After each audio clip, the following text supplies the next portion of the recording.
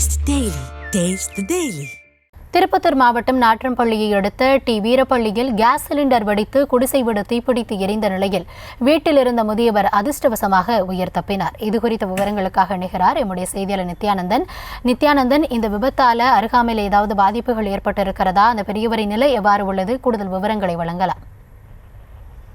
கௌதமி, அதாவது திருப்பத்தூர் மாவட்டம் நாற்றம்பள்ளி அடுத்த டி வீரப்பள்ளி பகுதியைச் சேர்ந்த லிங்கண்ணன் மகன் சின்ன தம்பி. இவர் முன்னாள் ரயில்வே ஊழியராக இருக்கிறாரு. இவருடைய மனைவி உயிரிழந்த நிலையில 3 பிள்ளைகளுடன் வசித்து வராரு.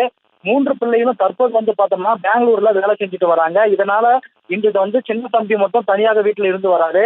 அப்போ பார்த்தோம்னா வீட்டின் அருகே உள்ள குப்பைக்கு தீ வைக்கிறாரு. அப்போது காற்றின் நேரத்தின் காரணமாக பார்த்தோம்னா அந்த சின்ன தம்பியின் குடிசையில தகரச்சீட்டு வீடு தீப்பற்றி எரிய தொடங்கி உள்ளது. இதனால வீட்டில் இருந்த கேஸ் சிலிண்டர் வெடித்தது. வீடு முழுவதும் தீப்பற்றி தகதாக எரிய தொடங்கியது. இதனால் சின்ன தம்பி பார்த்தோம்னா அதிர்ஷ்டவசமாக உயிர் தப்பியிருக்காரு. பின்னர் சின்ன தம்பி கொடுத்த தகவலின் பேர்ல நாற்றம்பள்ளி போலீசார் விரைந்து தீயை அணைத்தாங்க.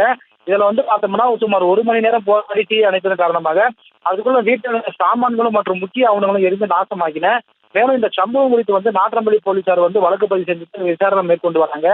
வீட்டின் அருகே இருந்த குப்பைக்கு தீ வைத்த நிலையில வீடு தீப்பற்றி எரிந்து கேஸ் சிலிண்டரும் வெடித்து சிதறிய சம்பவம் பார்த்தோம்னா அப்பகுதியில் பெரும் பரபரப்பை ஏற்படுத்தியது. விவரங்களுக்கு நன்றி Nithyanandan. Taste the Daily. Taste the Daily.